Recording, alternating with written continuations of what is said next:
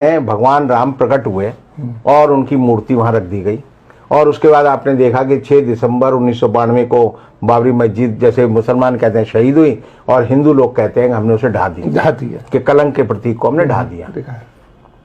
उसके बाद ये मामला सुप्रीम कोर्ट चला।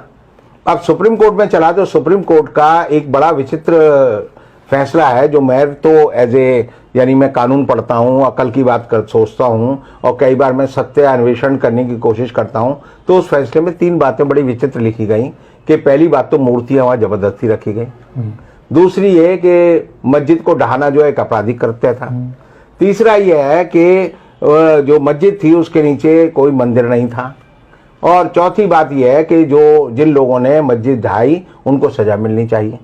और ये 4 बात कहने के बाद बड़े 5 विद्वान जो न्यायाधीश थे उन्होंने कहा लेकिन यहां पर राम मंदिर बनना चाहिए क्योंकि ये जन आस्था का विषय है। तो इसका मतलब यह है कि सारी बातें जो है सुप्रीम कोर्ट ने जो न्यायिक अपने तराजू पर तोली वो सारी गलत निकली, लेकिन वो भी जो है उनके मन में भी एक तरह से एक हिंदुत्व हावी हो गया और उन्होंने कहा यह मंदिर बनना चाहिए। अब ये सवाल है कि हिंदुओं के बीच में ये मान्यता 70 साल में बैठाई गई है कि भगवान राम जो है जिस जगह पैदा हुए वह वही जगह है जहां बाबरी मस्जिद थी, जबकि आप अयोध्या जाएंगे तो वहां पर 17 ऐसी जगह हैं जहां के मंदिर ये दावा करते हैं कि ये भगवान राम का जन्म स्थल है। मैं और बहुत सारे लोग जो अकल की बात सोचते हैं वो हमेशा कहते हैं कि राम जो थे कौन थे? राम दशरथ के बेटा थे। दशरथ कौन थे? दशरथ राजा थे। राजा का बेटा कहाँ पैदा हुआ? महल में पैदा हुआ।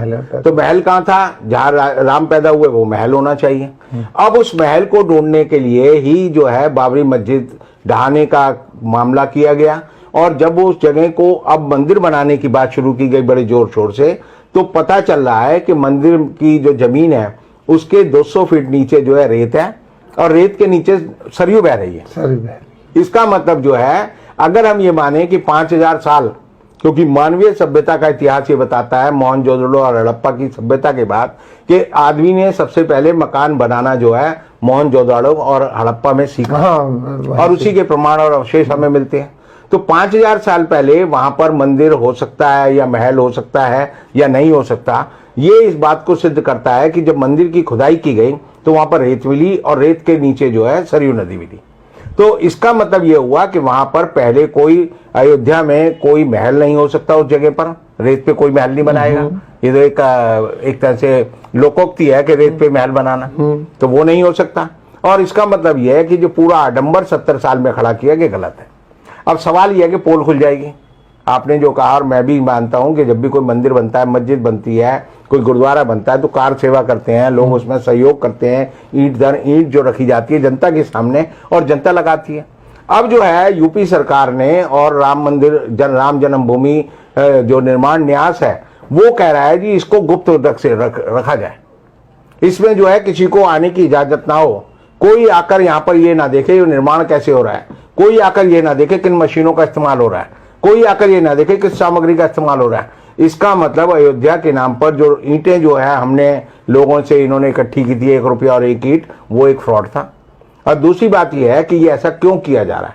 ऐसा ये किया जा रहा है कि जब 5 अगस्त को मोदी जी ने वहां पर आधारशिला रखी, शिलान्यास किया, भूमि पूजन किया, तो उसके बाद 7 महीने में वहां पर 12 खंबे खड़े किए गए, और वो खंबे जब खड़े किए गए तो जैसे ही वो खड़े किए जाते थे तो वजन से वो जो है टेढ़े हो जाते थे, और जब वो टेढ़े हो गए तो ये बात हुई कि भाई ये ऐसा ये किया जा रहा है कि जब 5 अगस्त को मोदी जी ने वहां पर आधारशिला रखी, शिलान्यास किया, भूमि पूजन किया, तो उसके बाद 7 महीने में वहां पर 12 खंबे खड़े किए गए, और वो खंबे जब खड़े किए गए तो जैसे ही वो खड़े किए जाते थे तो वजन से वो जो है टेढ़े हो जाते थे, और जब वो टेढ़े हो गए तो ये बात हुई कि भाई ये खड़े क्यों नहीं हो रहे। तो जब खुदाई की गई तो भूगर्भ वैज्ञानिक जिसे हम बोलते हैं उन्होंने बताया कि भाई नीचे तो जो है रेत है और रेत के नीचे सरयू नदी बह रही है।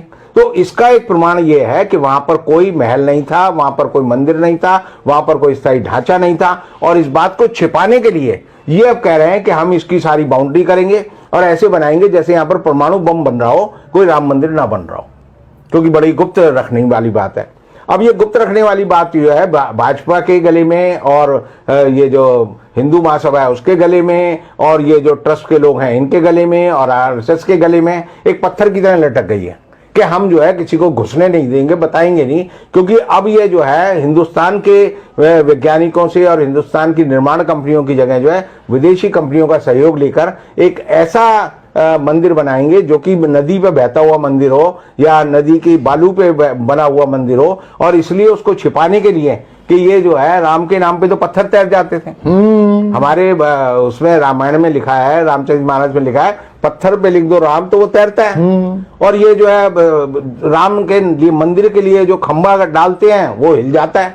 तो इसका मतलब ये जो है राम और जिसे हम कहते हैं विश्राम, दोनों में जो है एक तरह का द्वंद्व है, और ये उसको छिपाने की कोशिश कर रहे हैं। और सबसे बड़ी बात यह है कि ये सिद्ध करता है कि हमारी सुप्रीम कोर्ट ने जो फैसला राम जन्मभूमि मंदिर पे दिया है वो झूठा था, बेकार था और बेईमानी का था। बहुत बहुत शुक्रिया आपका कि आपने एक